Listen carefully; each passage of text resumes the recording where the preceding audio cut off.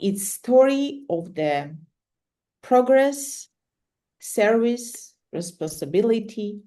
My guest today is distinguished humanitarian, diplomat, international commissioner, ambassador of peace, peace advocate, and respected leader whose work reaches people across borders through humanitarian actions, international cooperation, and global dialogue.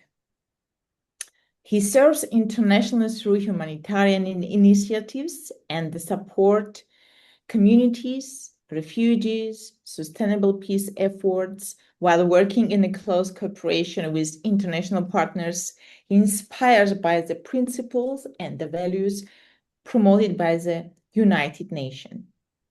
Please welcome His Excellency, Dr. Muhammad Amir Khan.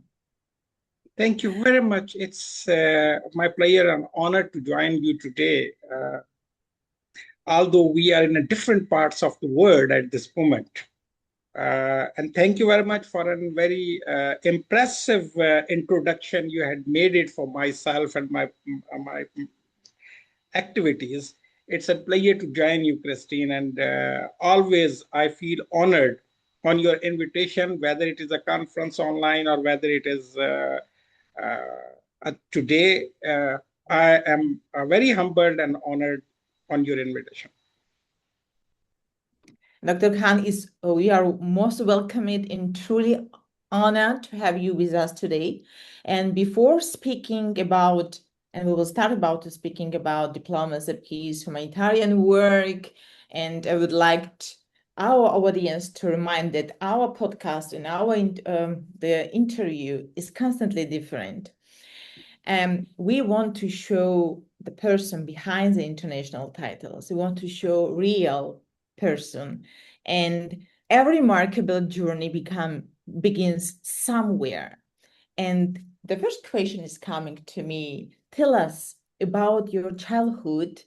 What kind of who shaped your values and who influenced you the most?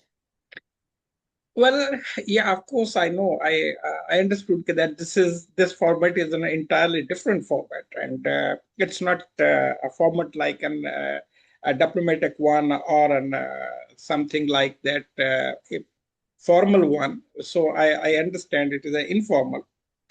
My childhood began with the very moderate, a very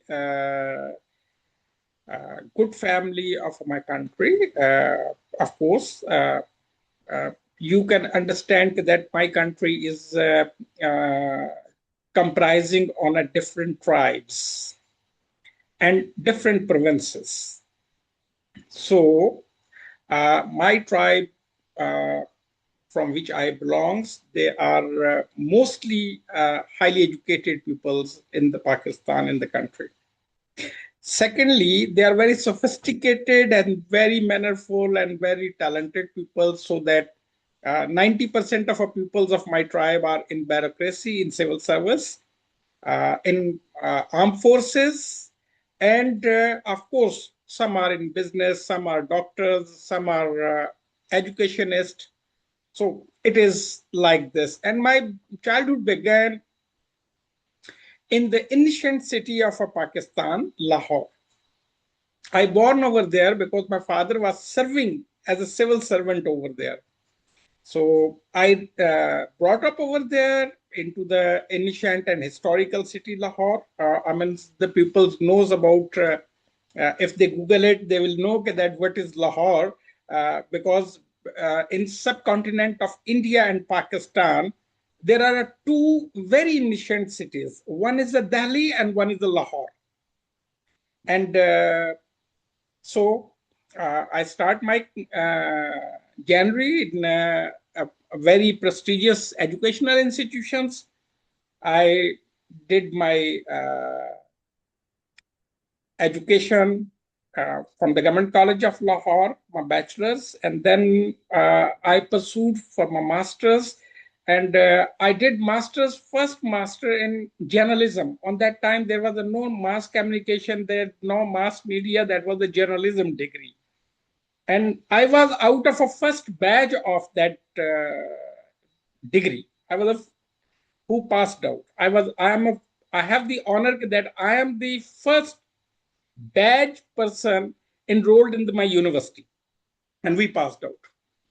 Uh, Afterwards, I worked with the journalistic career a couple of years. I hold the distinguished positions to be an editor, editor in chief, staff reporter, uh, columnist, and then I switched myself because the journalism was not fulfilling my desires.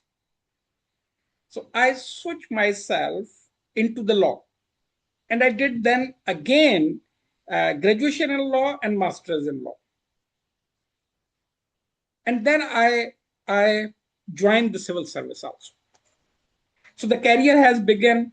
Childhood has begun like this. Well, if you will ask me that how was my childhood, then yeah, I was a little bit a naughty person who disturbed the pupils, and yeah, and also the people's quarrels on me, even the family, and they was always annoyed that what I am doing and why I am doing. But that is a childhood. So I've been the eldest one in my family, so I was having this advantage that nobody wanted to punish me. So I always escaped from the punishment. And my youngest ones, they caught. So the childhood was a little bit like this. And in my younger hood, I visited my whole country because whenever I have vacations on our schools and vacation on our colleges and university, we a few people, those one of my cousin and few of my class fellows, we are a group of six from the childhood, from the class one to masters. So we always make the plan to go out of a city. So in the wake of that, I explored my whole country. And I think I was 16 years old when I get out from Pakistan on a foreign trip. I was 16 years old on that time. We few friends we went out to Pakistan, out of Pakistan to the foreign, and that was our visit to the Iran and Turkey because it was nearest country, cheapest country for us, and we visit that and we explore the Iran. We went by road, not by air. We went by road from Pakistan to Iran, Iran to Turkey, and that was fabulous. I mean, I remember how it was. That journey was how it was performed and what we did and how we came back. That was an excellent, excited period of me. So this is all I can tell you about my childhood and about my, younger age, and of course, everybody. I will not say that I was a very shy person or I was very shy child or I was uh, a child that who doesn't did anything. No, I was a curious child. So I put my finger on everything to know, to explore what is it. So of course, that also hurts, but somehow uh, the God has always there to save. So it's happened. Like this, childhood has gone. An amazing story. That's why I like it, our format, because we can look at the person from a different angle and see how they can how they are outside of the title. So many people are successful leaders nowadays, and after they become internationally recognized, but every leader has experienced moments of uncertainty. So when you were young, you told me that you have been a bit spoiled and you was naughty. Did you ever imagine you always, as I understood, put no the your nose out of soup in order to investigate? And did you ever imagine that one day your work will reach the international level? Or did life unexpectedly lead you in this direction where you now? Well, Because some destinies they change through one decision, one meeting, and sometimes through one difficult experience. well, I'm telling you that my family is belongs to the civil service and bureaucracy and uh, army family. I mean, we are 50-50. So we know that the first emphasis in the family was always to join the civil service or go into the army. It's, you can say it's a set tradition of a family. But I was the one who didn't wanted to join the army. Although I love Pakistan Army, I love them and their character, but they inspires me. Their uniform inspires me very well when I was a child. I even when I was in school, I joined the Boy Scouts organization. You know, the Boy Scouts is a universal organization. Then I also joined the national cadets, uh, national cadet course, which was essential for the, included that how if there is a war, if there is anything, then how you have to protect yourself and your loved ones and around you peoples, and if anybody hurts, so then the first aid. So that was conducted by the ICRC, I mean International Society of Red Crescent, along with the government institution. So I was a very much instrumental over there. And again, I was a I was a chief editor of the school magazine. I was the chief editor of the college magazine. I was the president of the student union. I was the secretary general of the student union in school level, in college level, and in university level. So my perspective of a life, I mean, I didn't think on that time that today what who I am, I might be this. No, that was in a childhood. There is small ambitions every child has, that I want to do this, I want to do this, I want to have this, and I want to have this. Is same like I was a child. I was not a supernatural person. I was a normal person. I was a normal human being. So every normal child who do in childhood or in youngerhood, I did the same everything.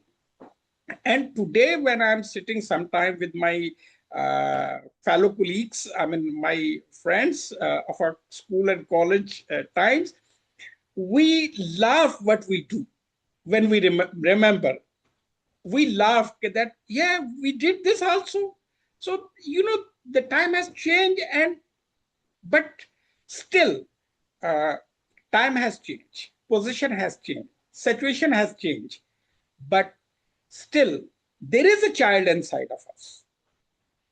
Today, we want to go back onto that January from where we started. Although we can't go back, but we remember and we laugh. And that laughing is not that we are laughing on our craziness or childhood. No, we laugh because we love that time, because that time cannot be returned back. So I think, as I said, that if I am romanticizing that I was today where I am, I thought that no, it's not.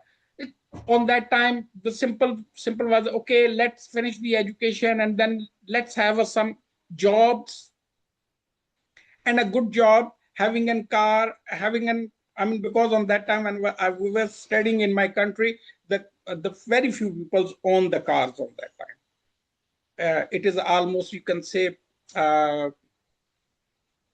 50 years back. when I was a student of almost a 5 or 6 class. So on that time, yeah, but my father was having a car.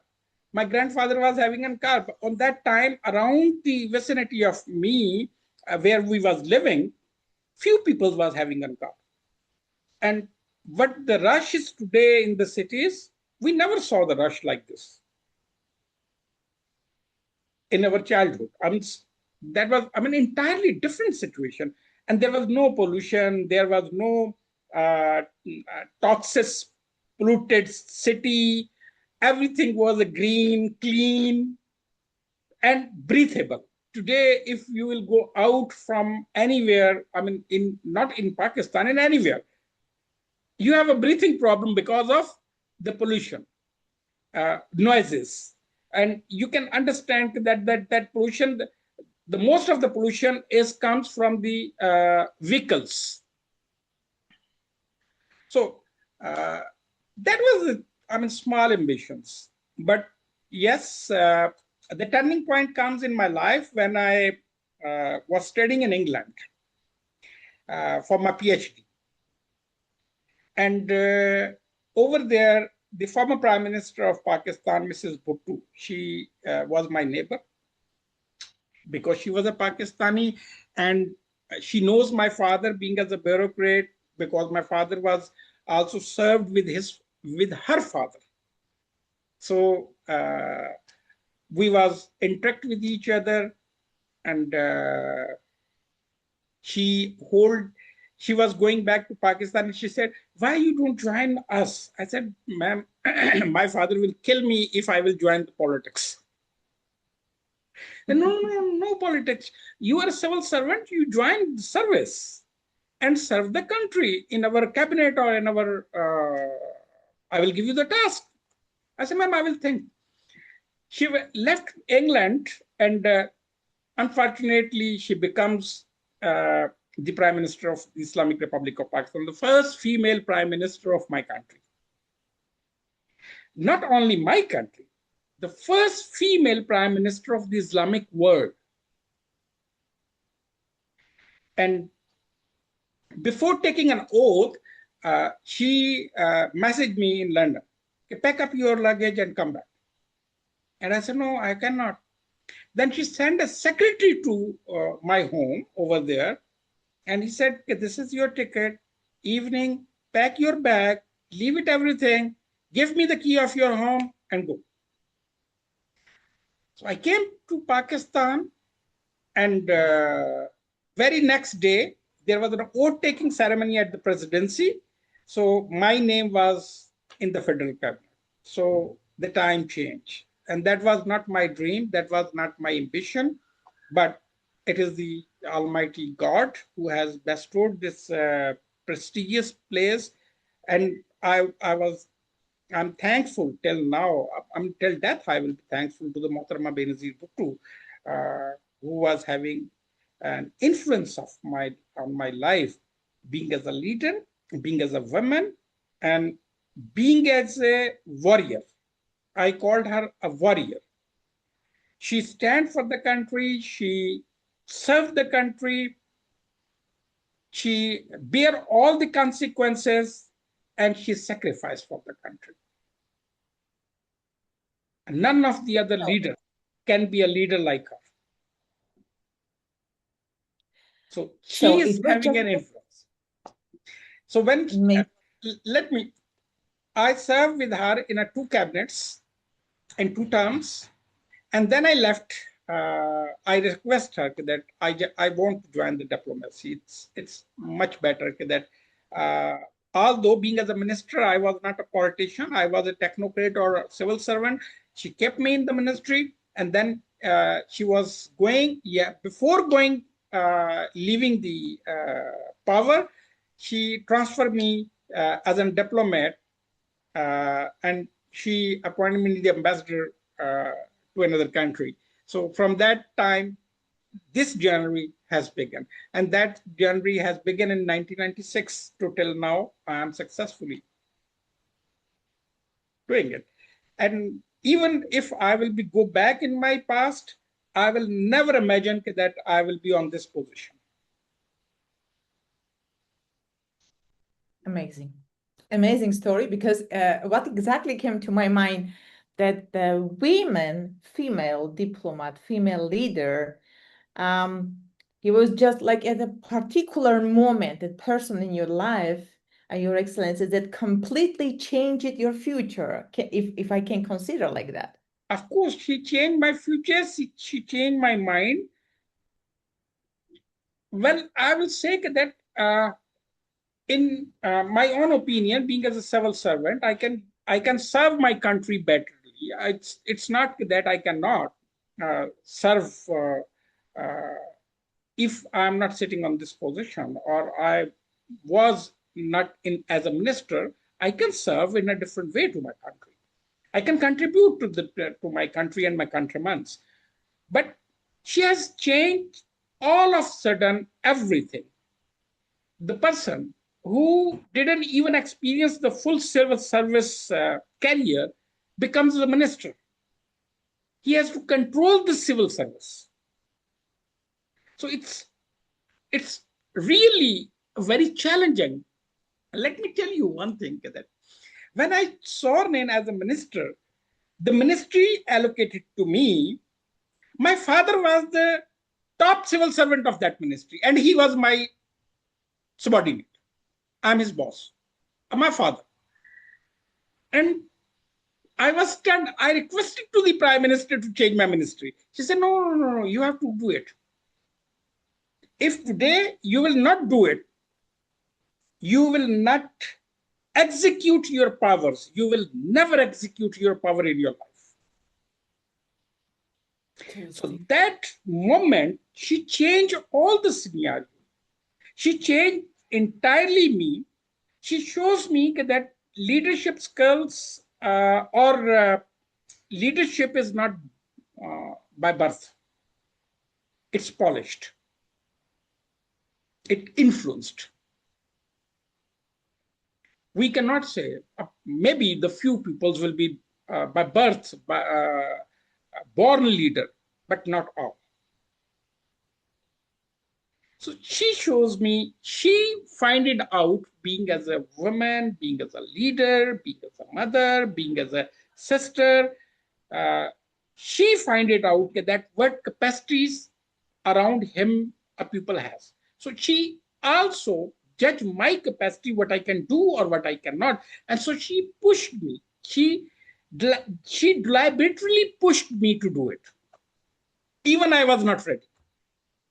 But when the time passed and I continue, and I mean, of course, I even in the cabinet, the other minister was saying that why this young man is always in consultation with the prime minister. We are a senior people, senior bureaucrats, senior politician, senior diplomats, and this young boy is the prime minister consult with him. So the time came like this, that prime minister always consult with me every issue of a country before taking her decision. So this is, it is, sometimes parents knows that what the capability and ability of their children. So she was like a sister to me. She polished me. She find out the abilities and strength in me. She gave me on the test, and I fulfilled that task, even it was difficult for me. And that strength made me today where I am. So you ask me that who influenced you? My father? No. I am influenced from my father because of his honesty. I love my mother because she was the best woman on earth. And who influenced my life? She was the former Prime Minister of Pakistan. Okay, it's amazing. Amazing story, amazing background, because I'm listening, is you just you melting my ears, because the female prime minister, she saw, she sensed deeply that you are gifted and you have a talents before you realize it that. Of course, I'm telling you very honestly. I didn't even realize that I can perform that. I can be able to do such uh, responsibilities. Uh, I'm not saying that I was a person to escape these responsibilities or not to meet the challenges, but not like that, which has been put on my head. But I will say, by the grace of Almighty God, yeah, uh, I always give this credit to Almighty God, because it was the God behind me and supported by the Honorable Prime Minister of Pakistan, because she was the incredible woman. I cannot say that I am one she made a leader. There are many she made a leaders, and they are serving in a different fields and still serving. So Your former prime minister. she was not just for us. She was a family. We respected her. We regarded her. And can you imagine that after she was out from the position, and I was an ambassador, I went to meet her. Uh, Even she was out of power, uh, weekly or monthly, she keep consulting, talking to me on the telephone. And I requested her to meet. I went to her, and there was many British parliamentarians was there, the Pakistani parliamentarians was there, and American parliamentarians was there. And she introduced me just like this, can meet His Excellency Ambassador Dr. Muhammad Shah. And she is saying to me in front of everyone, even I was addressing her, Her Excellency Prime Minister. So she says to everybody, His Excellency Ambassador Shahid Amin. And I said, ma'am, you cannot say to me, His Excellency, you are my sister. She said, no, if I will not respect your position, nobody will respect. So make sure everybody respect your position. And amazing. She's really is the best diplomat. And the way she led there, because now she has a great legacy, I understood, a lot of talented diplomats. Many people hear that the World Humanitarian Commissioner or International Ambassador, but do not fully understand what this role involves.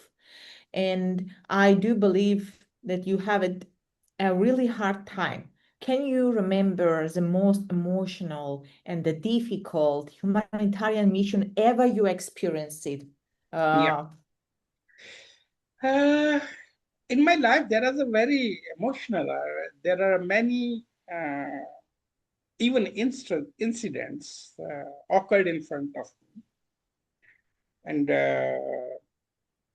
not as an only the head of the International Human Rights Commission, also as a minister, because I remember that there was a war going on in the Serbia, between Serbia and Bosnia Herzegovina.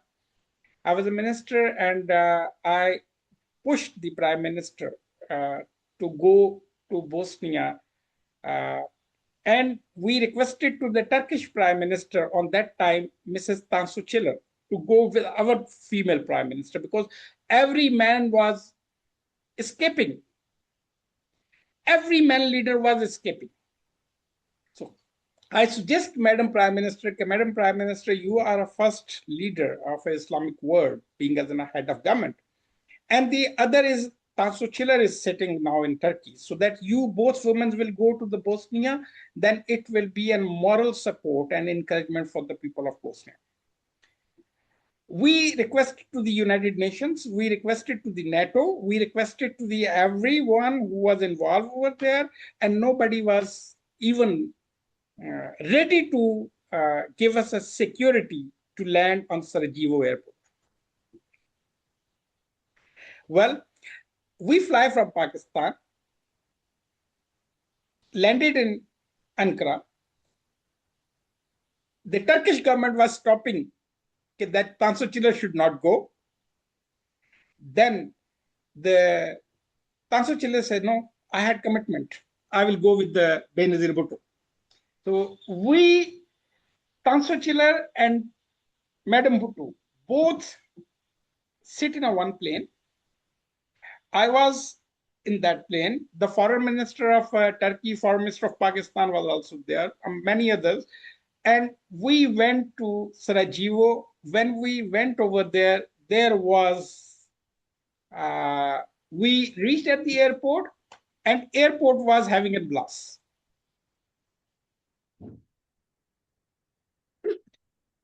We came out from the plane and we just rushed into the cars and we moved out from the airport. Well, there was a security of the both governments, which was provided by the Turkey and Pakistan armed forces. So the security has took us, and we went to meet the Alija Izzat Begwaj, the first Bosnian president. That was, I mean, we were over there for 8 hours in Bosnia, which made the headline and make sure that the NATO and the United States come in aid and to stop the Serbia of a genocide of Srebrenica. So that happened. And that was a first in my life. I mean, that wasn't terrible because everybody was scared. And I was scared because I had pushed the two prime ministers to go there. And anything can happen. So we safely came back with the security, air security of even NATO, because NATO then came and they provided the security also. But before that, there was hands up. There was not even giving us that, no, don't come over there. Don't go there. This was the, and yeah, on that time, I judge that two women. Tansu Chiles is still alive. Mrs. Bhutto has assassinated in 2008. So, but Tansu Chiles is still alive. Before coming to Doha, I was over there in Turkey, and I constantly met Tansu Chiles because she is also a professor in into the Istanbul University. And we remember that how was that trip? Even it was, we cannot even, nobody, no president and prime minister can imagine into that time to land at Sarajevo airport. That was the first. Secondly, Iraq and American war. And I was, and my government was against of it. And I went to Iraq. Currently, when America was attacking on Iran, on the first attack of Israel and Iran, I was there.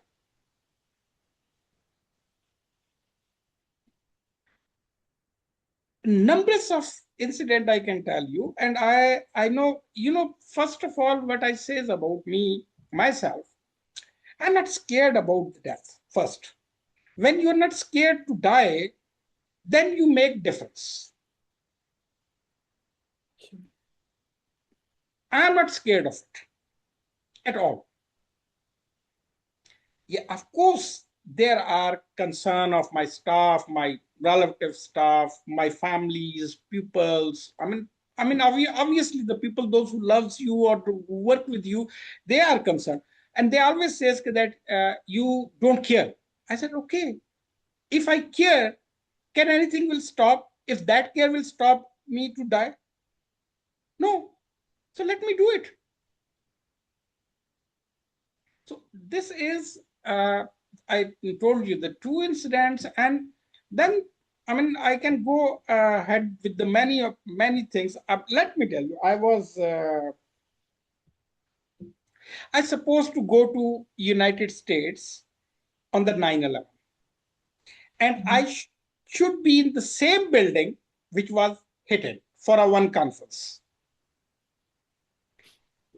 And all of a sudden, Organization of Islamic Conference the Islamic countries organization.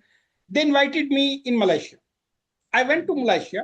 I was sitting over there into the conference. It was the first opening day of the conference, and it started 8 o'clock in the morning. Prime Minister Mahathir Mohamad was chairing. Dr. Mahathir was chairing, and somebody came and speak in his ear, and he said, "Gentlemen, America is under attack." And we were all shocked, completely shocked. My family was calling me because my phones was outside. We keep like this meeting. We keep our phones separate from us mostly. So I stand up from the chair. I went to my staff. I took my phone. My family was calling us. I said, "Okay, don't worry." My family was saying, "If you didn't postpone today, you was in that building."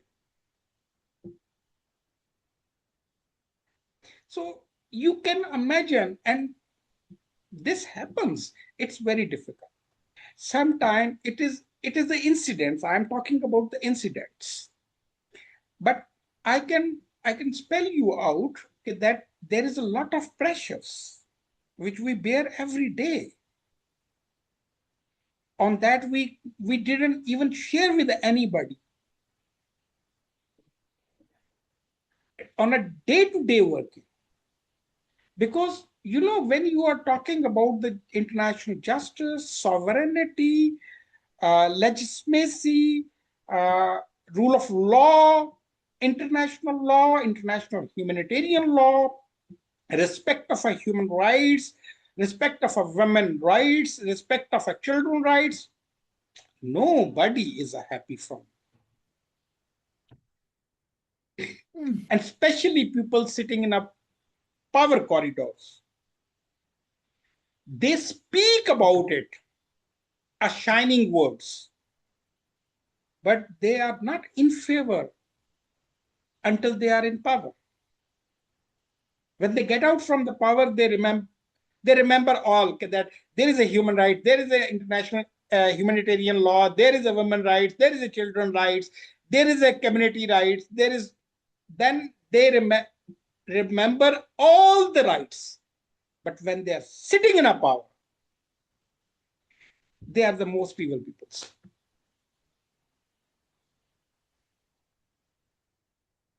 It's just really inspiring. I'm just trying to analyze all these stories. Many conflict, Your Excellency, involve displacement people now. They do remember their rights, but nowadays, because the globally we're facing a lot of the crises, so, and then these conflicts, they involve displacement people, refugees. Look at the Syria, In right? many And countries, might be the refugees are good in a good condition in many countries, but go and look at the Africa, you will cry. You will really cry. I think I am the one international leader who visit Africa more often than any other person. I visit the all conflicted area. I visit the Ethiopia, I visit the Somalia, I visit the Congo, I go to the Burundi, I go to the Benin, I go to the Ghana, I go to the South Africa. I mean, whole Africa.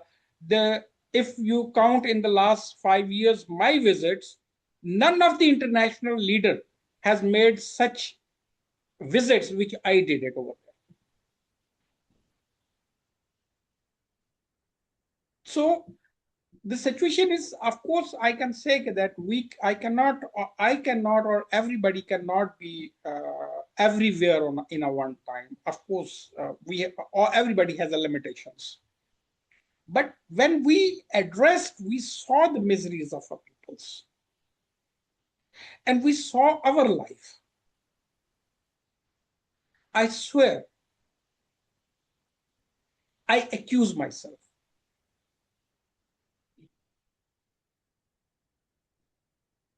I And fully it is understand. unfortunate You are an Armenian. I don't. I spoke in the last conference about the Armenian genocide, which is not Yes. yet recognized as a genocide, which should be recognized genocide by the international community. But there are certain issues. There are certain power corridors. They don't want to disturb their own interests of a country. All right. Right. Genocide of a Srebrenica was recognized because there was no interest over there. You cannot say that there is an interest of a vast interest of a international community in Bosnia, in Croatia, in Serbia or Montenegro. No, not much. There is a interest of regional powers, but not global powers. So they recognize quickly, right?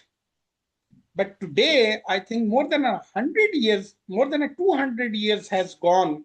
The Armenian genocide is not recognized, right? Almost 150 years, 15. and nobody is talking on it. But I do talk. Although my friends, they always say that why you are talking on it. My friends, I'm talking about that people, those who are against of that to recognize. My friends, they don't want to recognize it. So on, nobody want to recognize it.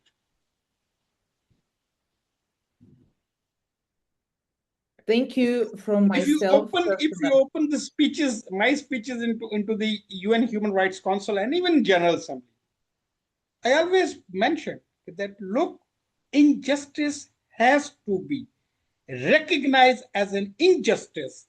We have to correct the course of a history by recognizing injustice with the innocent peoples.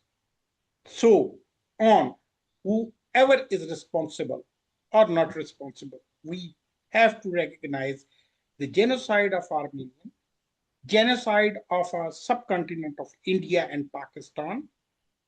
Can you believe that more than 500,000 people was massacred during the partition of India and Pakistan? 500,000.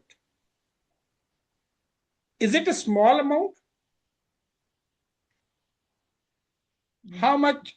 How much by the Nazi regime has killed the Jews? How much? 4 or 500,000 approximately.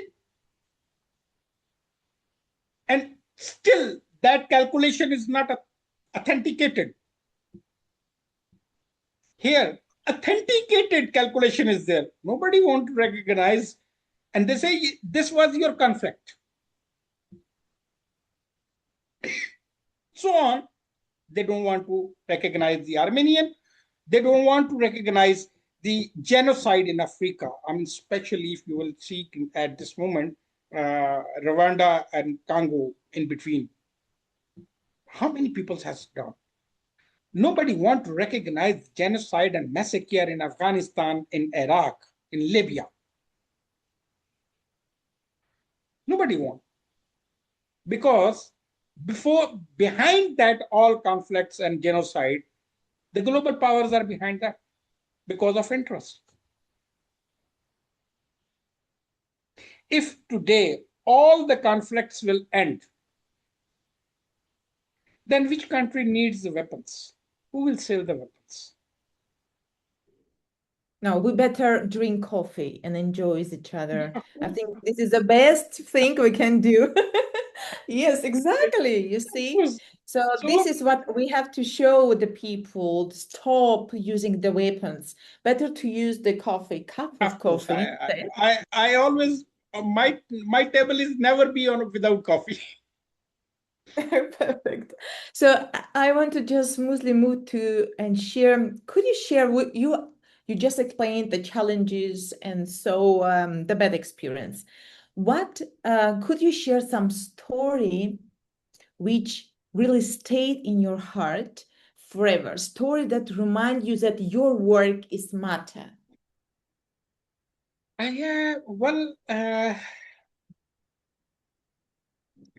I'm always proud of what I did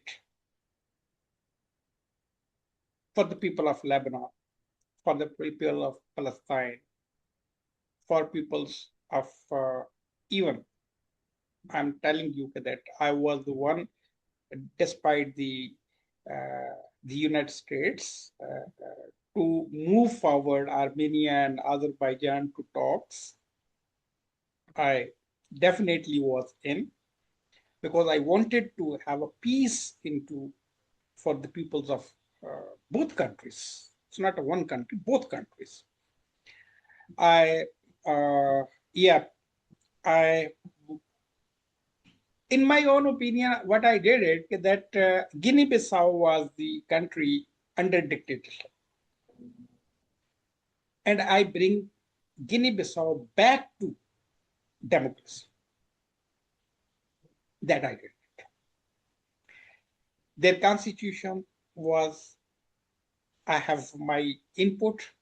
On that time, the interim government put me as a special diplomatic advisor to the prime minister, interim prime minister, and I made the all political parties on one under one roof. We made the constitution and everything.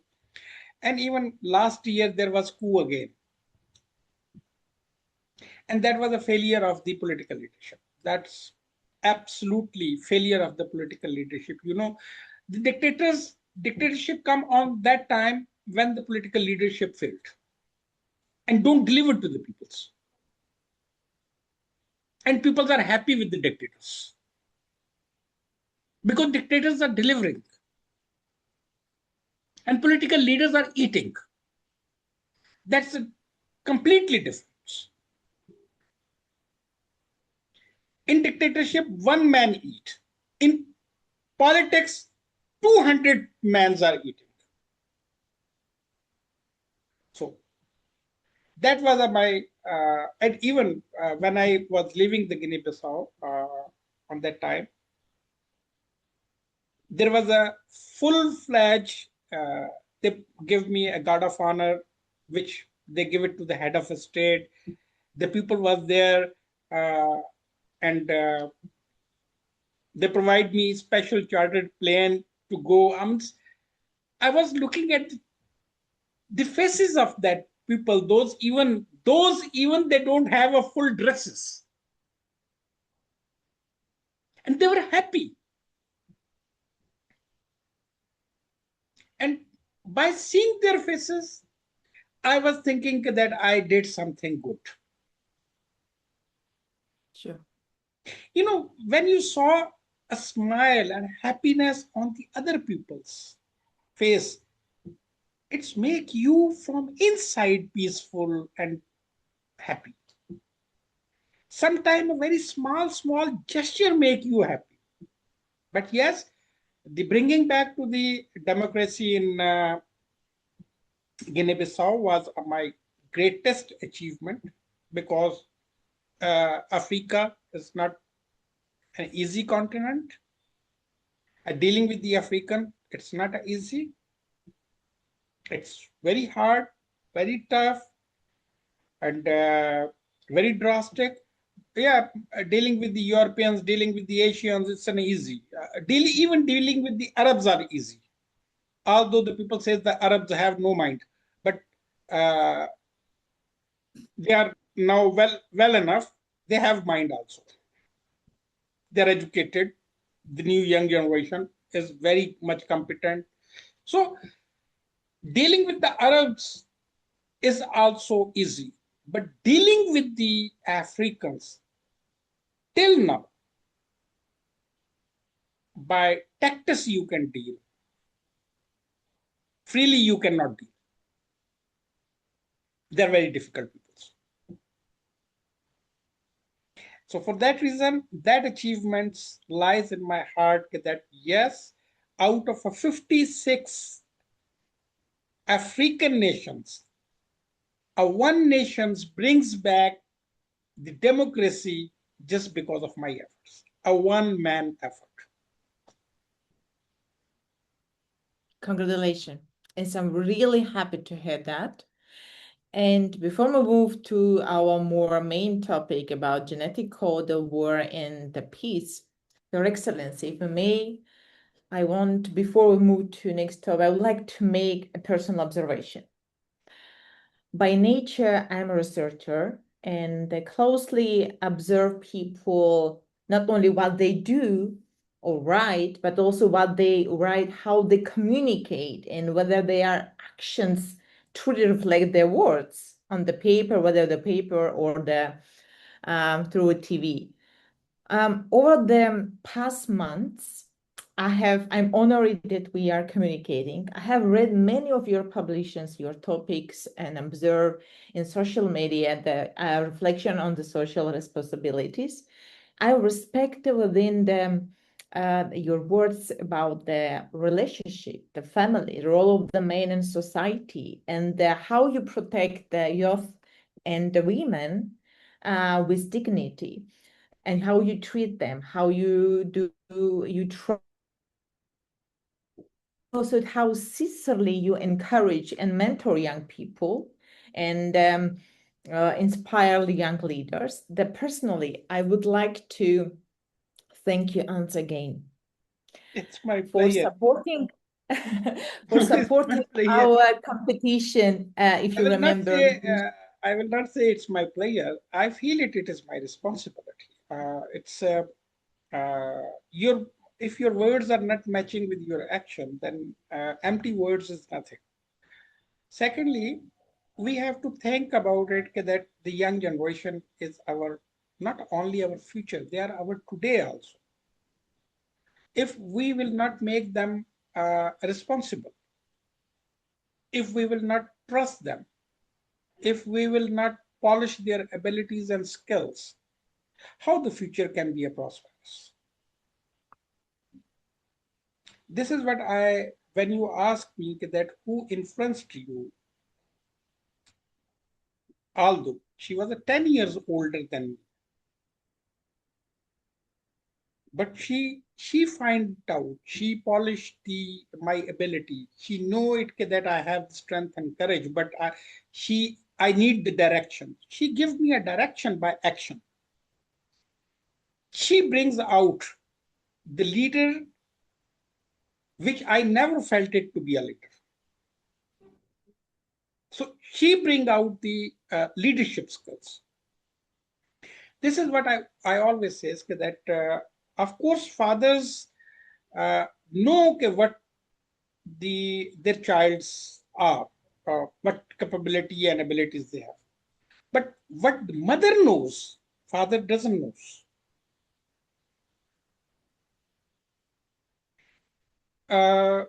I want to re-quote the word of a Napoleon Bonaparte when there was a crisis in France, agitation, corruption, and everything. What he said to the nation: give me an educated mother, I will give you a developed nation.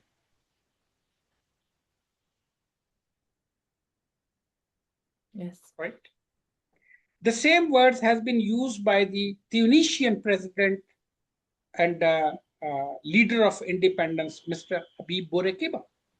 He said, no, I will not spend to buy my country money to buy a weapon. I will weaponize my nation with education. great. Arab Spring hit every country, but it stopped when it come to the Tunisia because 99% education ratio. So I always say to also third world countries, if you invest in the education of a woman, you no need to invest in the education of a child.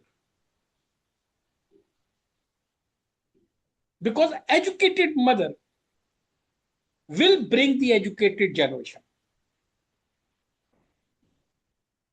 You do the one-time investment. Do it. But unfortunately, the men are scared from the educated women. Good. Men are scared from the successful women. Yes. Men are scared and feel it to challenge to their authority and power if the woman becomes empowered. And that is absolutely wrong. That men's and their mentality in both way is wrong. And the time has proven they are wrong. And they know it they are wrong, but they don't want to change themselves. And by the grace of Almighty Allah, I am not into that, those men's. I don't want to stand with those men's. Those who is not going to give away to the women equally for their abilities, empowerment, and the place they deserve.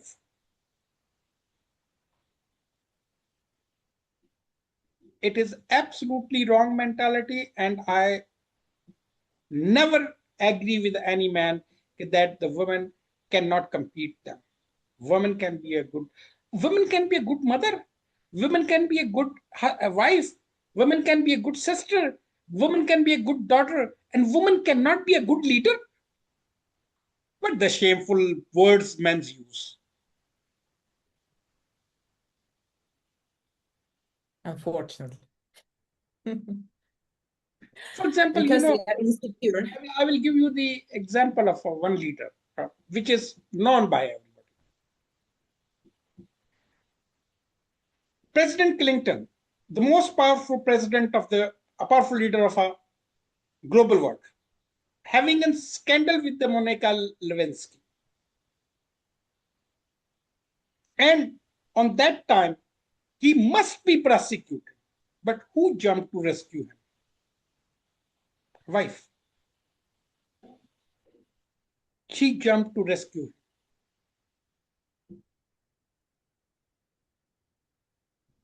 A powerful leader cannot rescue himself. But his wife come into it to rescue him. So who is the real powerful person? Him or her? Anybody want to examine it, that example, examine it carefully, and then come to know that how poor is that powerful person on that stage, on that time when the women are rescuing her.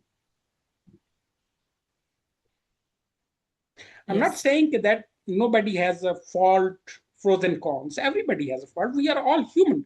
We do mistakes. We have a faults. Whoever. I mean, there is no perfection. There is no perfection in any human. But of course, if not perfection, but this imperfection doesn't work, and the world is facing the problem because this imperfection, they are moving with this imperfection, this world. Put the women on a table of negotiation, a war will stop. Yes. Put the women in legislation, they will manage the home. Country is a home now, and parliament and legislature is a body who regulate the home country. Put the women over there, the prosperity and development will come. A woman can be a good manager at home, right? Every man admit this fact. 99.9% men accept this fact that they cannot run the home. Who runs? The woman. So why not? Why not? They can run the parliament, they can run the legislators, they can run the country. Why not? I'm telling you, if in my life there is in the whole world, if there is a 50% female head of states or governments, the word will change. You will see the word will change. You will see less conflicts, less wars, less aggressions, and more peace. Look at Fully. the COVID-19 period. Again, I am giving the example. COVID-19. Just calculate which female leaders were leading on that time, which country, how she acted, how she secured, how she managed, how she successfully execute the policies and prevent the nation from a disastrous situation, and then compare with the man's and look at how stupid they are to throw their own peoples in front of the hell. It's a second example, and very valid example, because on that matter you can have a figure of every country. It's now open. Whether it's a Jacinda Ardern, whether it's a Sana Maureen, whether it's Angela Merkel. Look at the women's. They made it the history. They protect the peoples. They protect the country. They run the country. And instead of them, the men's, they make people to die.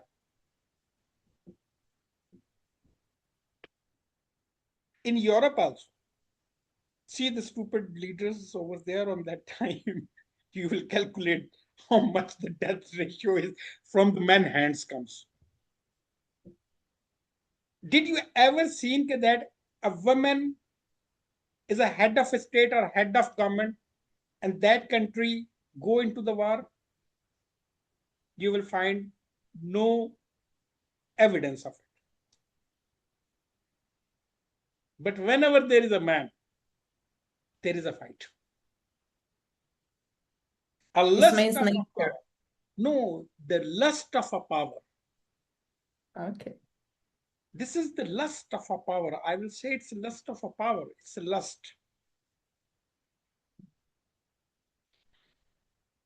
And So as far as are concerned, Your Excellency, so we just say, and personally, I want to say again, thank you that you support IMDC competition. And I'm so sad that you could not manage to come to Yerevan that time. But we are inviting you next year to Iraq IMDC 27 in Erbil. So because you inspired the young people, especially like young ladies leaders, and by this message, because you are messaging publicly, I think you encourage them more. Some of them, they want to become and start to work in the parliamentary or somewhere as a young diplomat in their country, especially from Nigeria, from the African countries where you told me just mentioned that you are traveling a lot. So these young female leaders, they need to hear more from Your Excellency. I think these kind of people with the titles, I because will, you can encourage them. I will definitely be. Mostly, I go to the universities, colleges for lecturing them, and I always emphasize over there to both genders to be sit equally, move equally, respect equally, and of course, the people are listening at this moment because they are experiencing that the partnership is the more important than the overcoming on each other. Partnership make peace. It's bring prosperity, and overcoming of each other. It brings hatred, intolerance. So they are experiencing young generation today. I will say that in every country, young generation are more resilient, and of course they are impatient because they are young. They are impatient because they are young. They are not seeing it the value of their skills and abilities to use by the country. It's happening in every country. I will not blame one or two countries. In every country, it's the same situation is ongoing. Whether it's in Europe, Asia, Australasia, or Africa, or even in America. Even I mean, if you will go to the United States, go into the walking streets and ask the young generation that how they are facing the problem. They will say that they want to escape from here. So it's a common things. And if you will see that what had happened between the Morocco and Spain 2 days before, 3 days before, this is what is the challenges. They are impatient, but a bad governance in every country is making them more intolerant and more impatient. Otherwise, these young generation, young people, they can, I mean, they can make the history of their country. I will let you know that my children, I use the smartphone. Even the smartphone what I am using, I don't know the full functions of it. But if I will give it to my child, uh, they will explore all the function and they will say, "You don't use this, you don't use this, you don't use this." And I say, "What? For what?" Digital generation. So they are much capable, they are much resilient, they are much skillful, but we are not utilizing them. So when any state or any country will not utilize their skills, their existence, then they will become intolerant and impatient. And it is an automatic thing. I mean, if I will not give a chance to my kids, for a certain time they will respect. For a certain time they will not react. But after a certain time they will react. They will stand.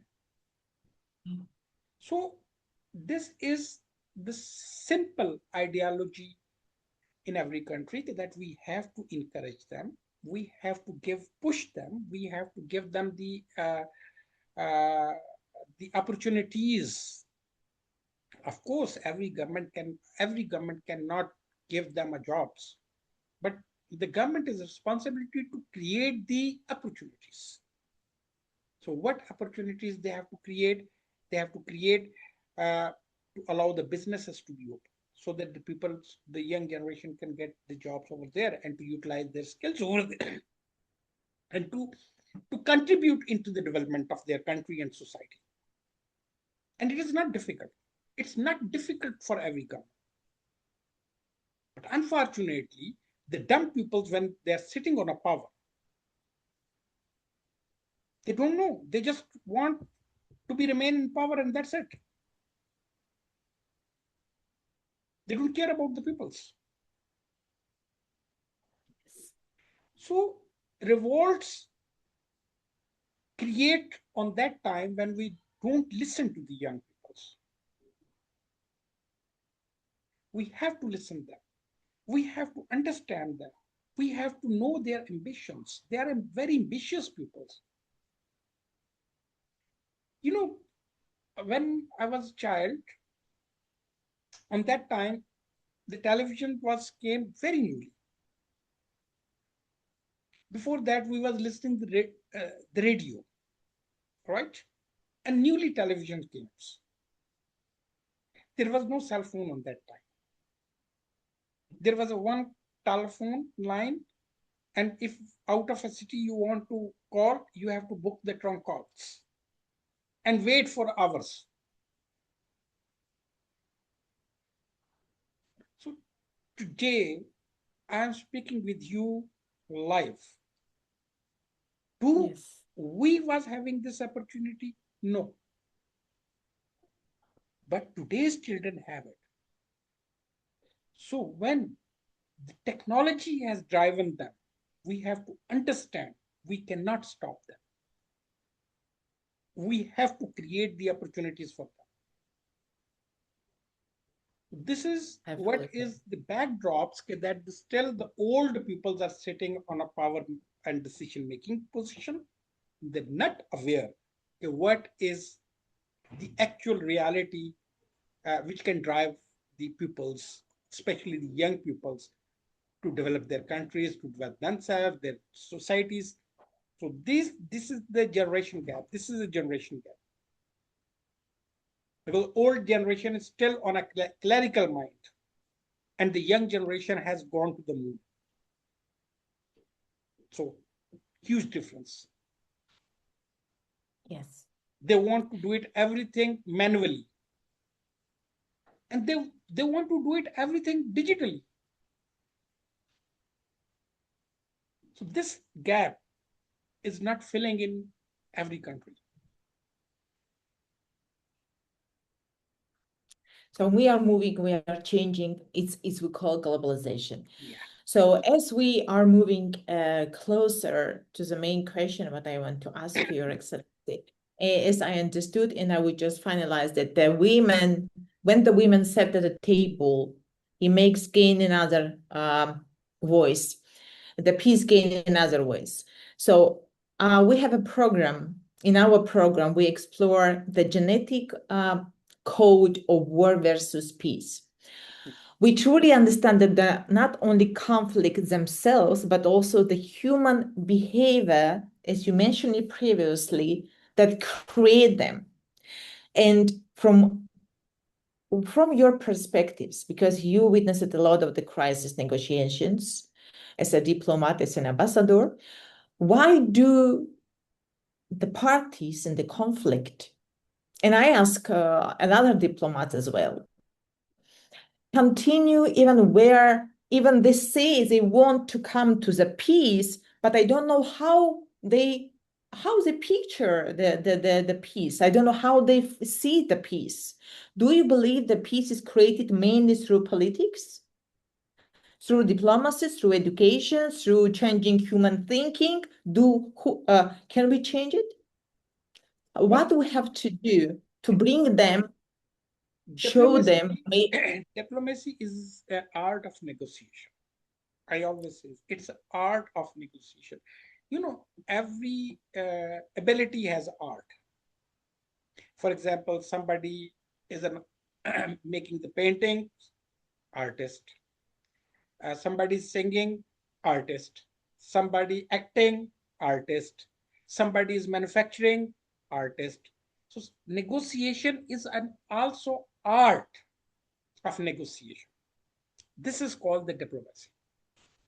Okay, that how we negotiate, how we create the win-win situation. Because in a conflict, nobody wants to get defeat. See, nobody is ready to get defeat. Yeah, in battlefield might be defeat, but on table, nobody want to go. Everybody want to go successfully. So that their diplomacy work as an art to create the win-win situation for both parties. Mostly, Yes. negotiation fails on a political motives. Negotiation always fail because political motives behind it, one, and the Western interest. I'm not saying Western interest. So when there is a two parties, obviously the one party, both parties are not equal in the power.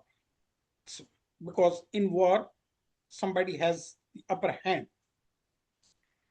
So upper hand persons, then they don't want to lose. Nobody want to lose. Those who are on upper hand. And the lower hand, they don't want to lose also. So many things are politically motivated because of the home ground. in conflicts. For example, let me give you the current scenario because people will understand. United States of America launched the war against Iran. It was not Iran who launched the war, right? First, we have to understand this. Who launched the war? United States. What is the position of the United States? A global superpower. One. I'm not talking about Israel. Israel, for me, I will not accuse anyway Israel. People are used to accuse Israel in our Muslim countries, but I don't. It's okay. I am against of the some actions of Israel in Gaza, in Palestine. Okay, that is the conflicted area from the 78 years, not new. Here, in my eyes, United States is responsible to launch the airstrikes in Iran. Fine. Now, who signed the agreement? Memorandum of Understanding? Both agreed. But when they go back to their countries, they saw their home ground. They start violating it. And this is politically motivated. It has nothing to do with the negotiation. It has nothing to do to bring the peace. It is just to achieve the political motive into their own home ground.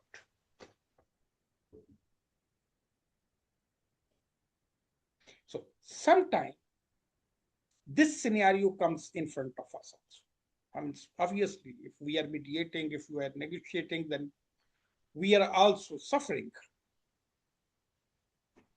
So now a shuttle diplomacy starts.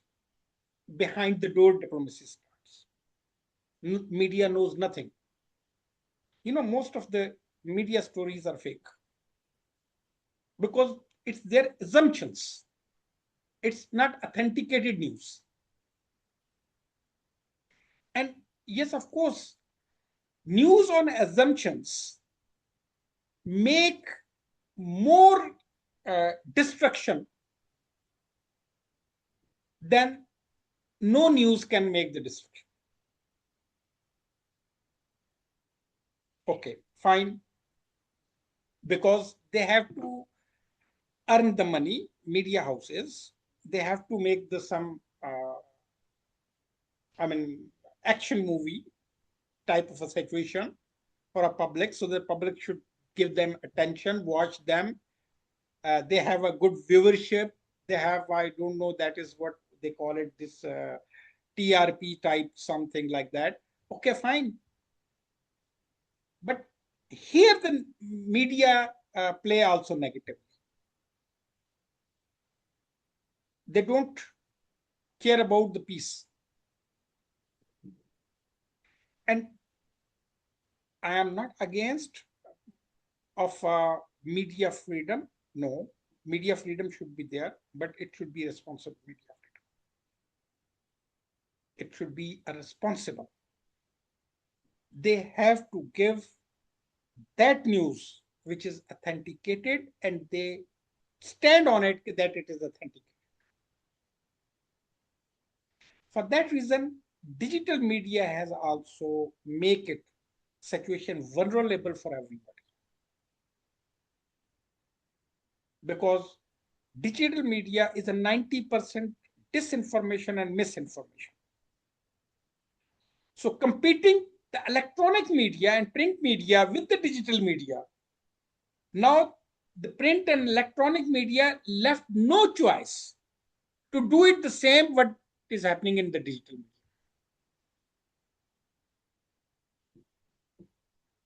So if they want to be alive, they have to do it what is happening in the digital media. So the disinformation and misinformation is much more onto the media than the actual news.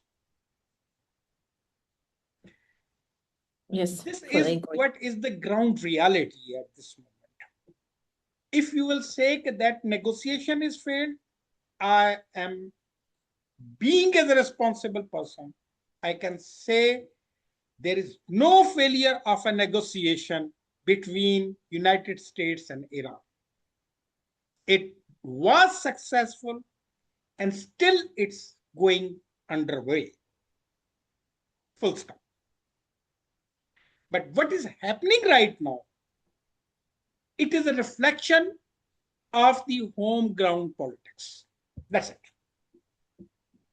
Now you can, anybody can, by my this word, anybody can accuse the US leadership, they can accuse the Iranian leadership, of course they can.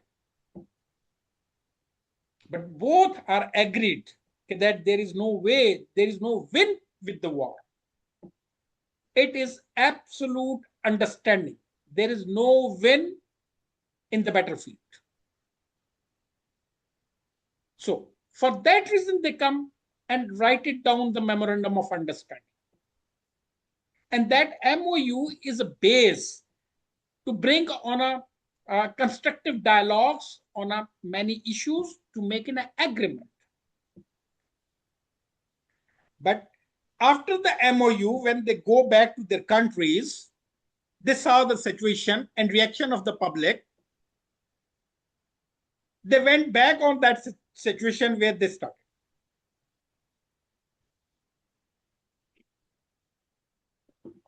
And I says always on this situation, they are handling their home grounds. But they left us that we cannot speak properly and we cannot hide. I mean, we are in middle. What to do? If we speak truth, then the both parties will get. I mean, the people, those the diplomats, my all colleagues, if they will come in the media and speak the truth about the both countries, the people of that countries will kill both of the leaderships. Simple word. I do hope that will not, it we will come to peace, and we'll less discuss about the conflicts in our podcast. But I fully agree with you about This is social. what I say, Catherine, that there is the matter at this moment is not to handle this situation. Yeah. It is already handled. It's really handled. It, excuse me. It was finished. It was settled down. And principally, everybody was agreed.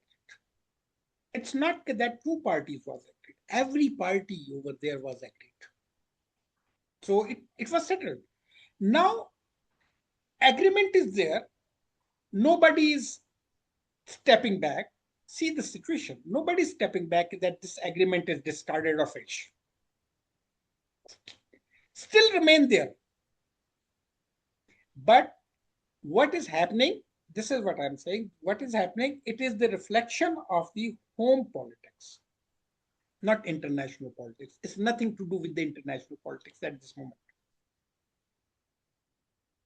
And as much as it's my assessment, my belief, and I had communicated to the all parties, as much as they go into this conflict due to their home ground politics, it will destroy the interest of a both, not one, both.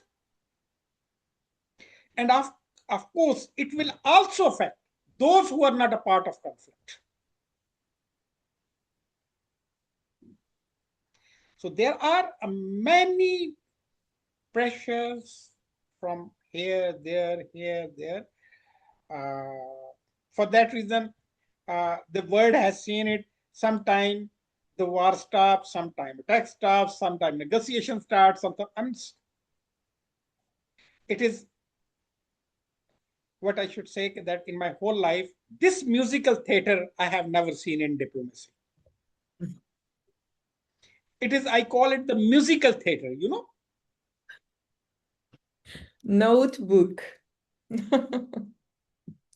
It is, if you remember that we was in a schools or colleges and there was a round of a chairs, we sit over there and then music, something come in our hands and music start.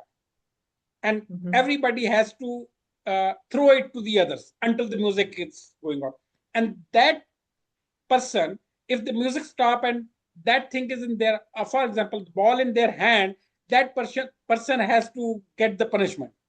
So at this moment, this is the same kind of a musical chairs.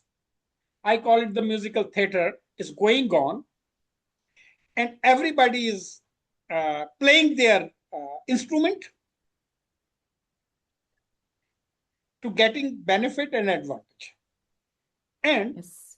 of course, and the other people, those who are actually part and partial of this matter, they are watching like a stupid because they can't do anything.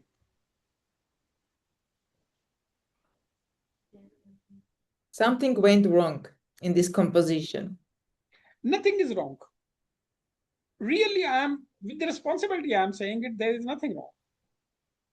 This is just a reflection of the home ground politics, and the people's and the world is paying the price.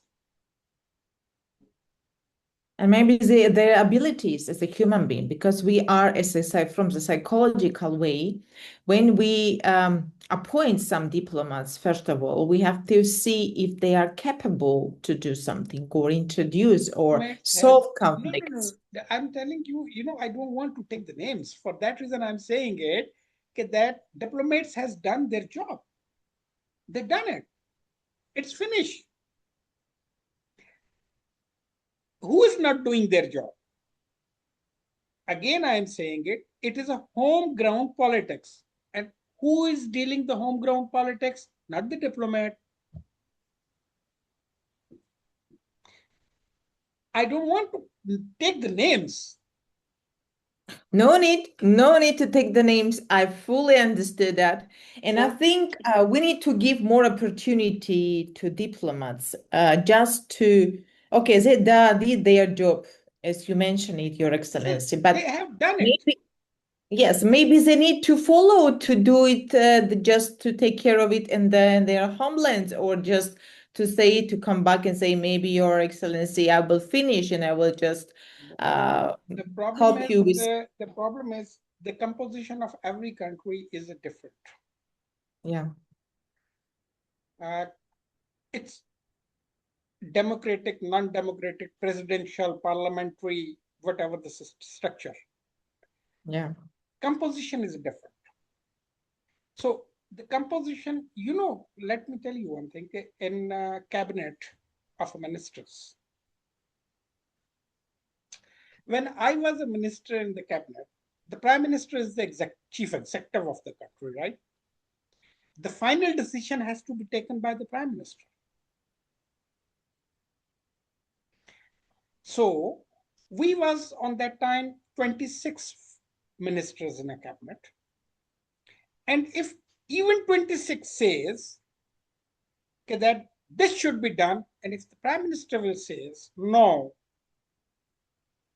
the 26, the opinion of a 26 ministers go into the despair. So now I think you must understand diplomats has done their work, and they done their work by the blessings of their superiors, and that superiors are also agreed that yes, it is good, and they publicly accepted it. When you sign the MOU, what you are doing, you are accepting, right? And after a few days you go back and you start quarreling on something else. So that is your home politics. It's nothing to do with the international politics.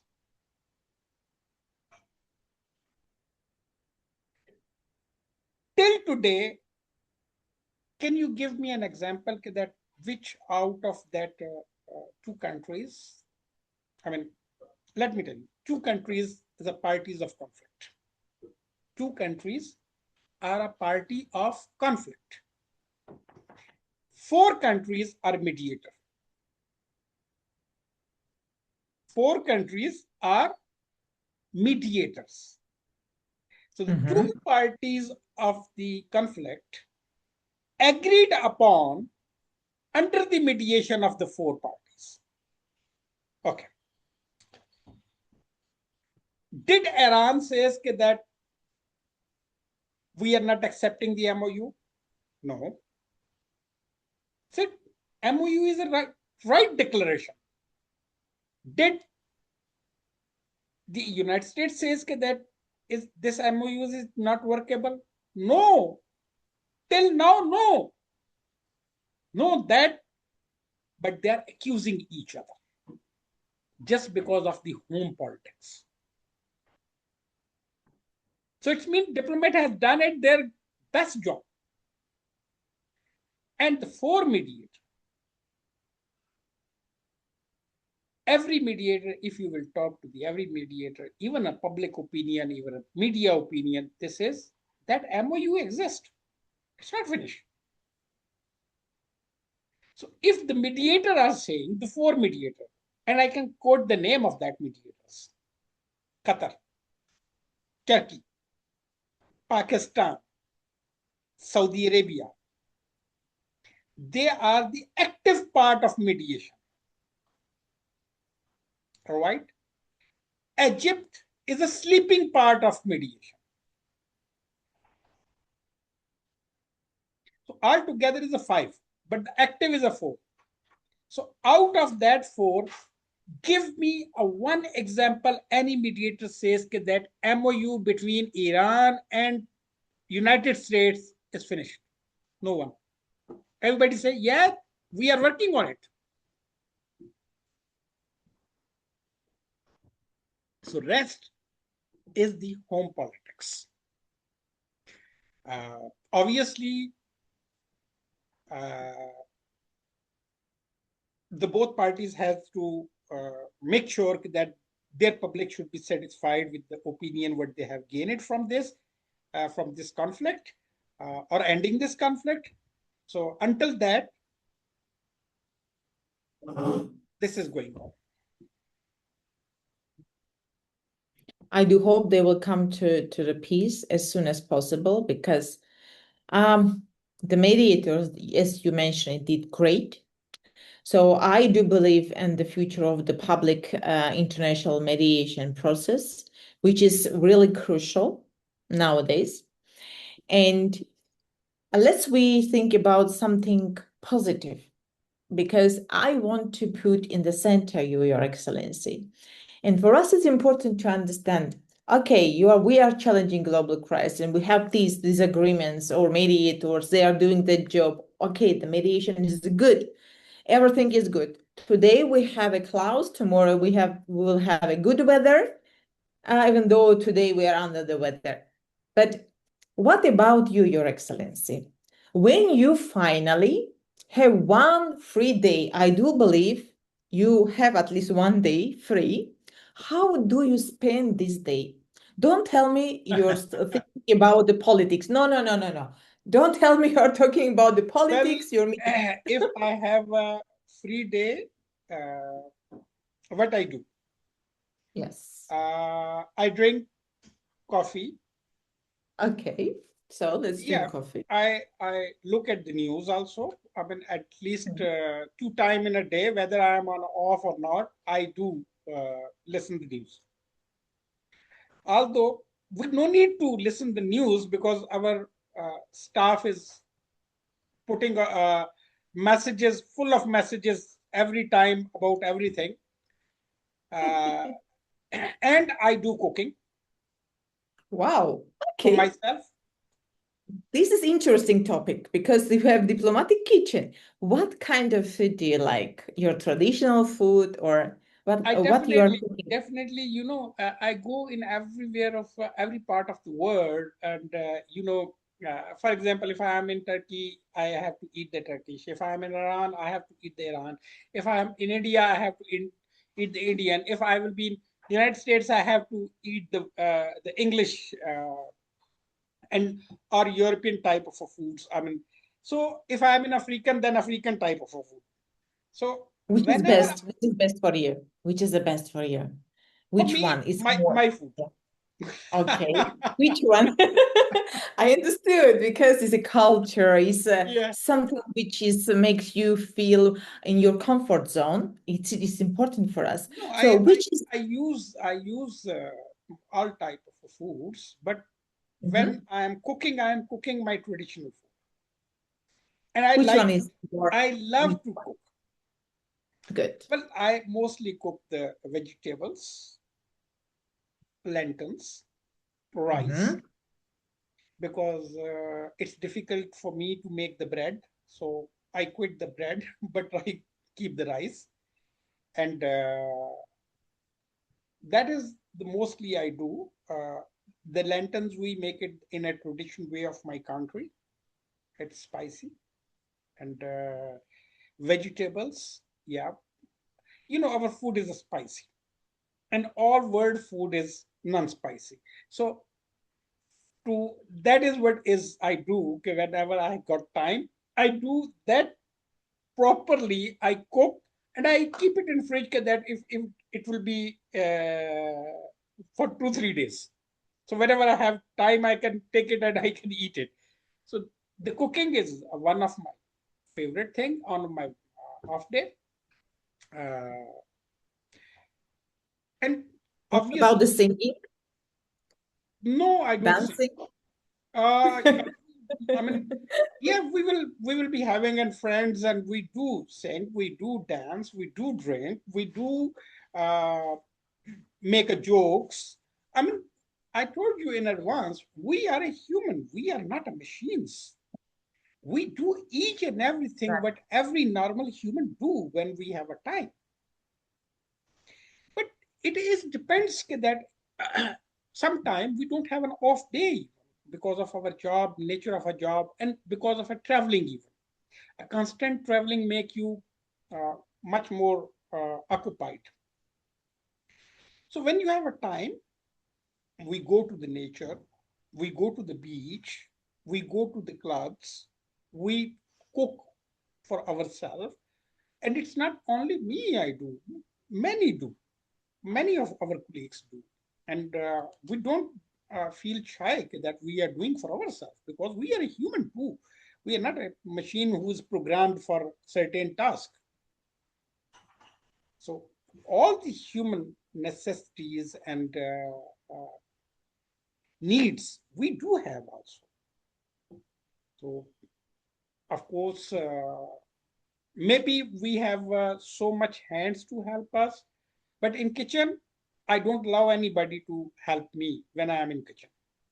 Wow. On that So time, authority in the kitchen. yeah, on that time, because Okay. mainly in my country we say is that kitchen is an authority of the women. I mean, men I cannot disagree. I interfere. disagree. No, this is the symbolized thing. It's a symbolized. It's not that I am discriminating. No, we says that the as the home is the authority of a woman, we call it Mm-hmm. Mm-hmm. the interior minister is a woman in the home. So you can I say, like yeah, it. interior minister, or you can say the home minister. So both words are similar. So we call it, generally we call it that the women's is an authority in the home. So the kitchen is Perfect. more important authority in the home. And I have seen it even, as I told you that if I'm in kitchen, I don't want anybody to be in kitchen. I want to work it freely by my own. So the same things with the women's also. They want to work it freely, or either if there is a cook into the chef in the home, they go and supervise them. But the kitchen is normally vicinity of an authority of a woman, because the man cannot even men cannot manage the kitchen. I mean, if even if I am in a home, I am in the kitchen, I have to ask my wife that what is this and where is this. And if I am alone, so that I know that this things I put it here and here and here.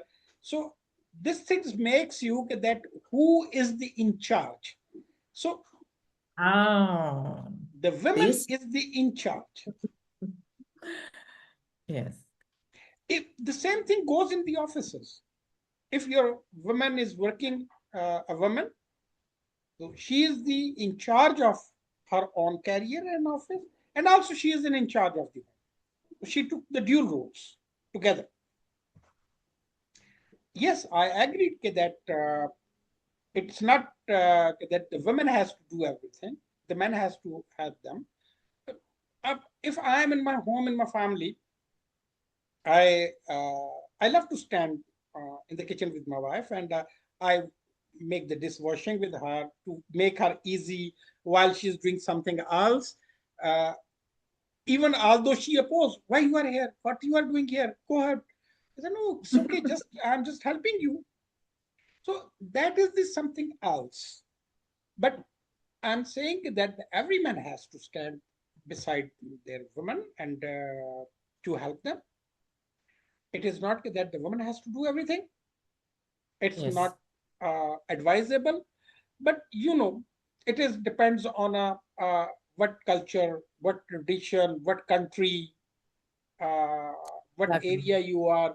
So I don't want to oppose any culture, any tradition of anyone. I am very much respecting every culture and tradition of every society or country or region.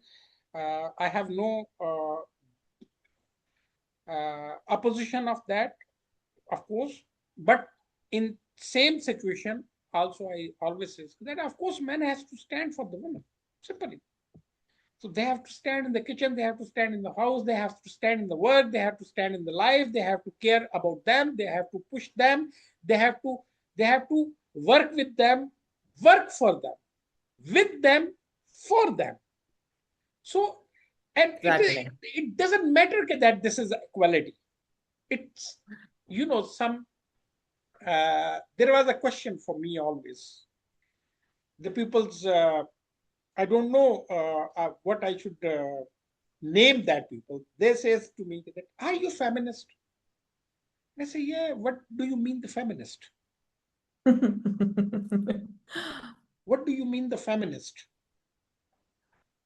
I'm a feminist because I love my mother. I'm a feminist because I love my wife. I'm a feminist. I love my sister. I'm a feminist. I love my daughter. So if this is feminism and respecting a woman, protecting her dignity is a feminism, yes, I am a feminist. No problem. This kind of question, Your Excellency, ask not mature the men. Why? Because they like to be in the situationship. Because when there is responsibility, not ignorant people, they where the people come to negotiate their negotiation if they are facing conflict or misunderstanding, not ignore, not block how they like nowadays to do or whatever, show there. Because nowadays most of the men, as a psychology, I will can say any level of the man with a status, with a title, and the simple, ordinary one, and they try to have a freely understanding of a relationship. They don't want to take any responsibility, fight for relationship, to do something, to invest their time. They think by if they're acting like in the kindergarten. Oh, you take my cup, so I will offend it on you. If I'm not talking with you, I'm not forget about the friendship. Is how it's working. It's the same in a country. Just imagine this kind of the psychotype people leading the countries. Yes, Just imagine. I agreed If with everything is coming, you. yes, I'm I just agreed talking with about relationship. you. I agreed with you. because I think that whatever the relations we keep in between us, we have to respect that.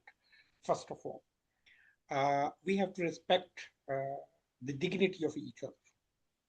We have to respect the personality of each other. We have to respect the desires of each other.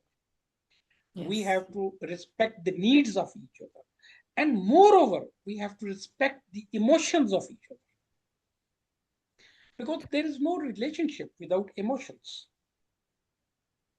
Because we are a human. And without emotions, there is no relationship. Yes, I agree. On that time, there is a situationship. And the situationship is, I will say, morally, yeah, morally, I don't accept that kind of a situationship. I don't recognize that type of a situationship. And I completely oppose that situationship where the right of a woman is undermined because of the needs and superiority and authority of a man under the name of situationship. No, it's unfair. I can ask this question to myself. If a rich woman will keep me in a situationship, how I will feel? Finish. And every man has to put the question in front of them. If we, a man, having authority, powers, and everything, keep the women in situationship, let's see that how we feel if we are in that situation. Or their daughters or their mothers, just because they Anyone, forget. anyone. So Exactly. this is, I totally oppose that. I with the respect for those people, those who are in this situationship, but I says that uh, this crush the emotions and psychology of a other person. So when it comes to the psychological effects on the personality of other person, it is crime. Nobody has a right into any situationship or into any relationship to physically or emotionally destroy the other person. So this is crime. But yes. So And when so, we recognize this is crime, then there is no existence of this situation. bravo. Correct. Correct. And we have, at least if not, we can start speak about that, Of because course, it's we not have to. maybe about our us, the future generation, our Of course, we have daughters, to. our We have to make them aware. We have to daughters. make Yeah. them aware that it is not good at all. It is not. It's there is a two aspect of a life: physically and emotionally. If you don't have an emotion, you becomes a machine. If you are physically not fit, you becomes a patient. So who can choose that we should be a machine or a patient? No, we want to be a healthy human. So the healthy human means physically and emotionally both. So we have to, yeah, we should start talking on it. And if, basically the problem is, uh,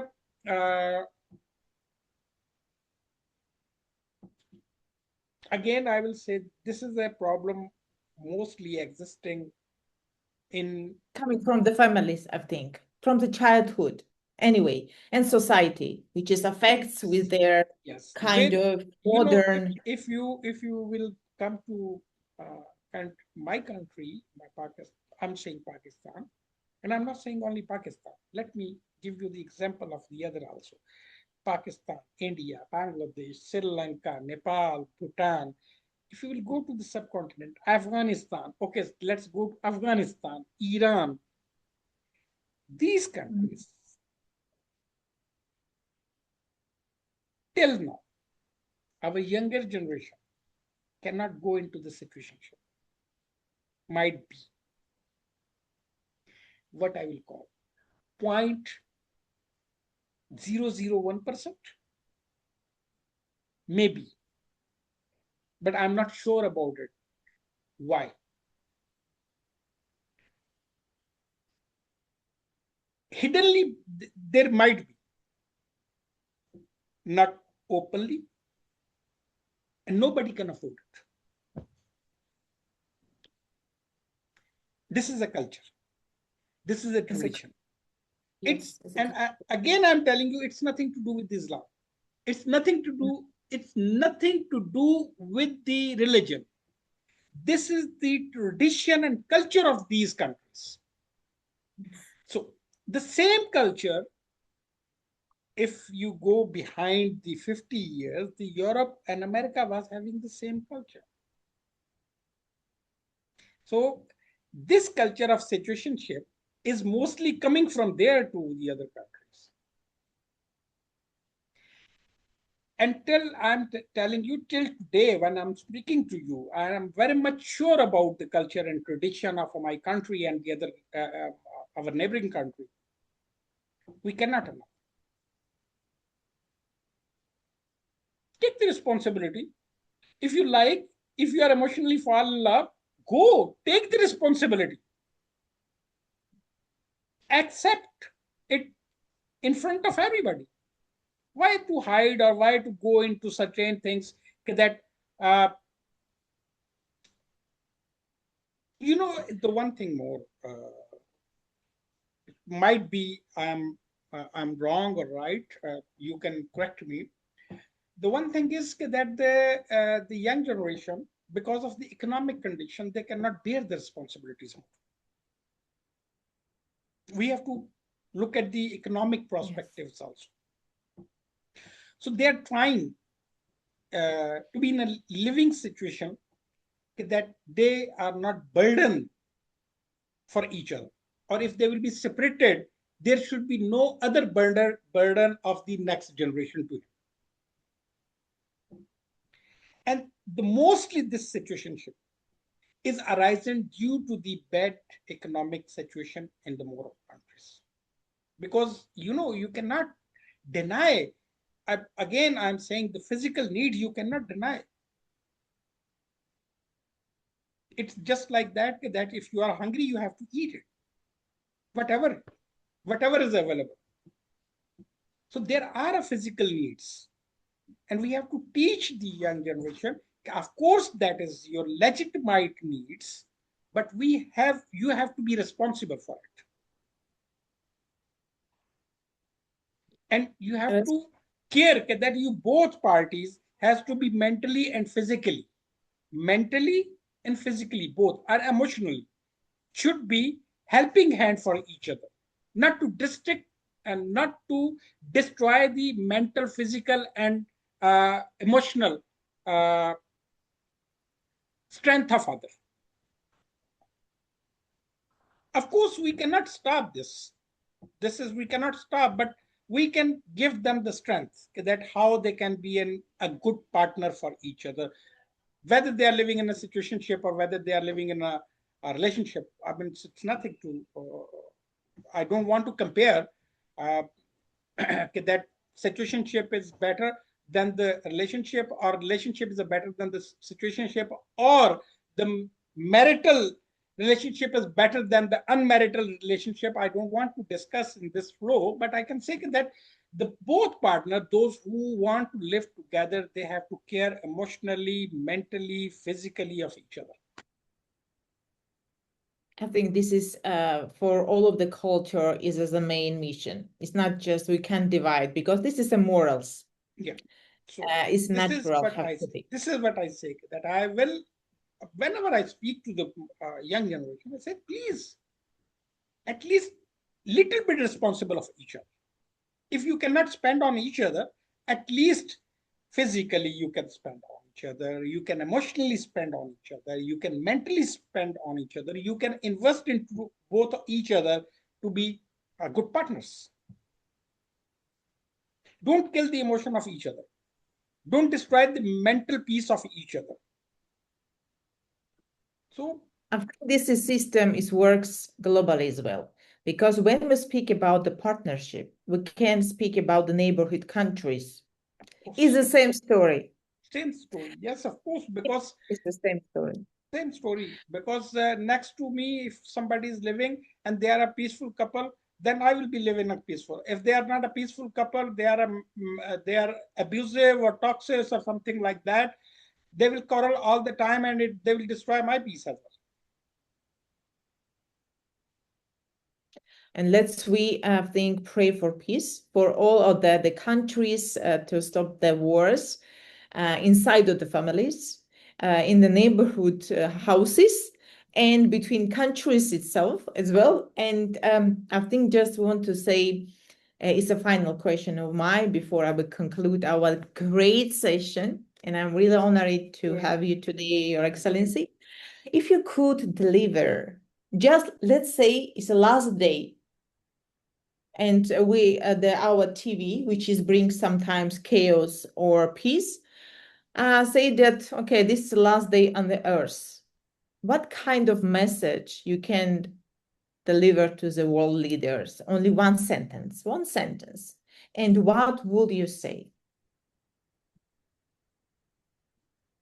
They have to leave their ignorance aside and to be wise. That's it. Oh, very nice.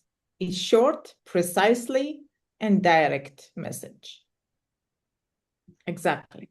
All So, conflicts, all conflicts, all fights, all wars,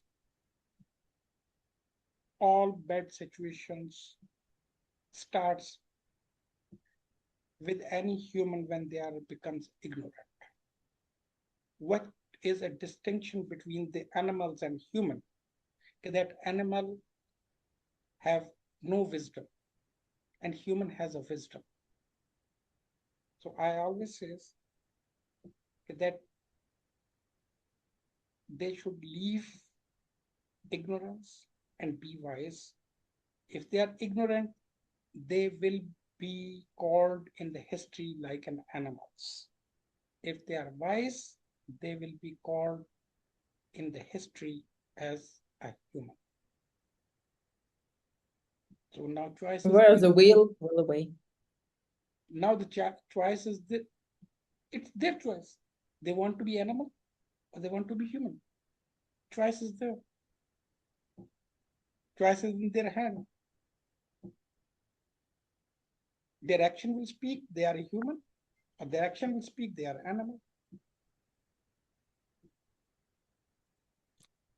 Thank you very much for sharing not only your your excellency, professional experience, but also your humanity, which is nowadays so rare. Why?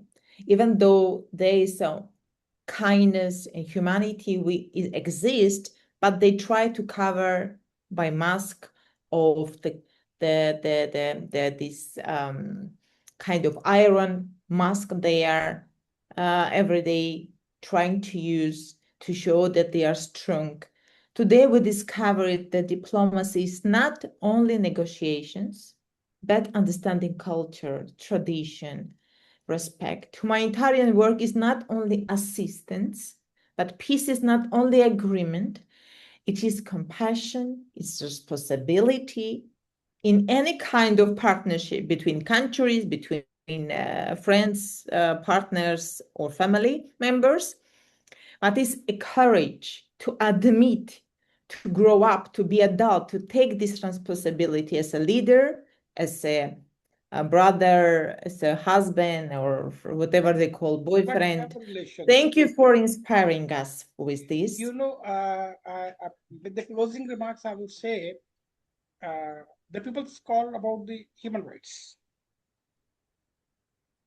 Of course, rights are conferred on that time when you pay your responsibilities.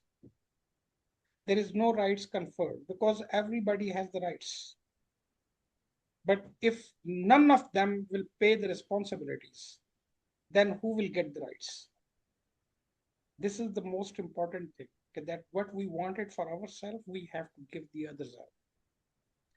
And in every relationship, in every position, in every scenario, in every culture, in every tradition, in every religion, if combinedly we will see being as a human, then there is no need of a double face.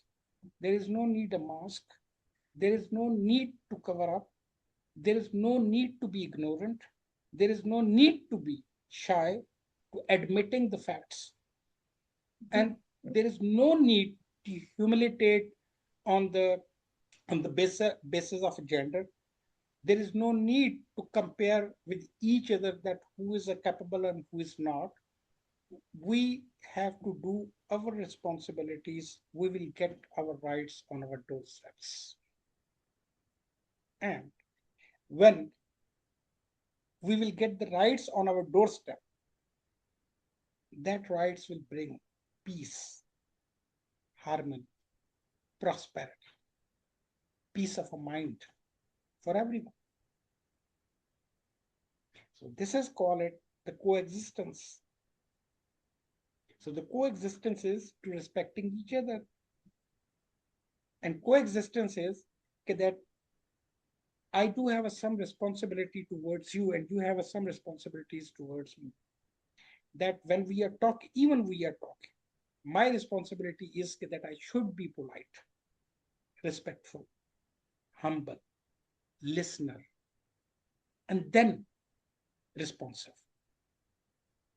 The same, your responsibility is that in a difficult to difficult question, you have to put in front of me in a polite and mannerful way.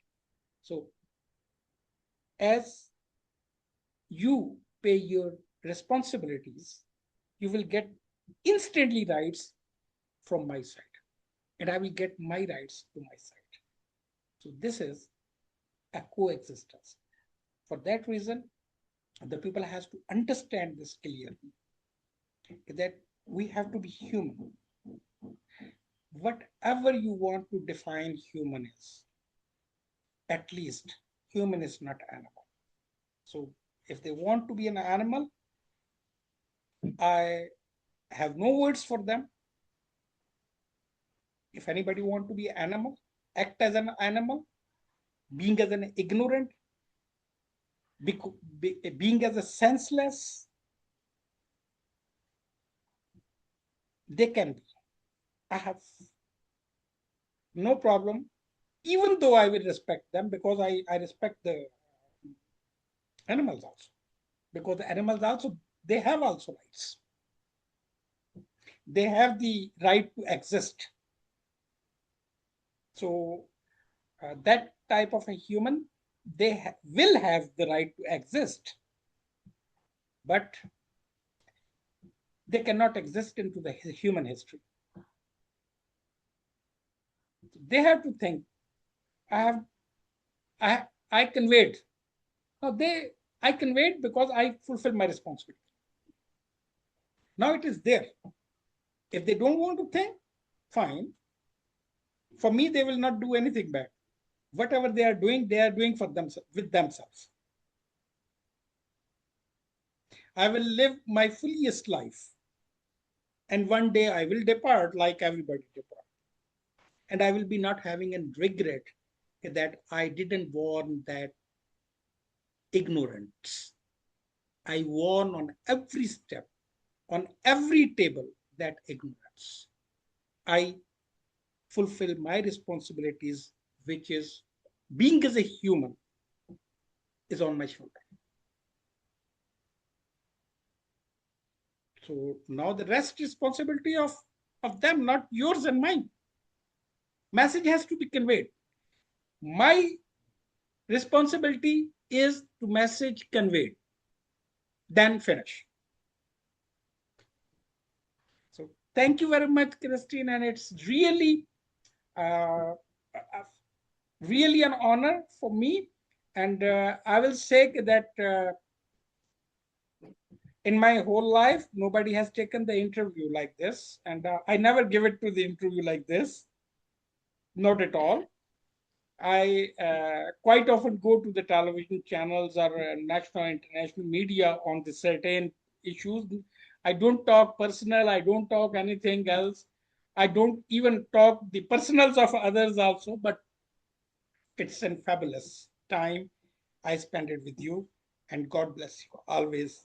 And Thank you. I will be always available for you. Thank you very much, inshallah. Thank you very much. God bless you as well, Your Excellency. It was really true privilege to have you with us on Diplomatic Kitchen with Christine. And I want to address to our audience on YouTube channel because they are witnessing from around the globe. They send me messages from Brazil, Ecuador. They say they congratulate. And they, of course, honor send you. Thank you for being part of this kind of podcast. Dear friends, dear colleagues, and dear leaders, I will say community leaders, thank you very much for joining us for another inspiring conversation on Diplomatic Kitchen with His Excellency Dr. Mohammed Amir Khan. So today's discussion, touch it. If it's really touched your heart, please like, um, share it more people because His Excellency shared a lot of messages to young diplomats, to young generation, to couples, to leaders, shared his experience. I want to show that how they are in reality our great leaders, that they are all human beings. And I want to remind our motto, every conversation is an opportunity to replace misunderstanding with understanding. And until next time, keep building bridges, not walls, with us. Thank you. Thank you, Christian.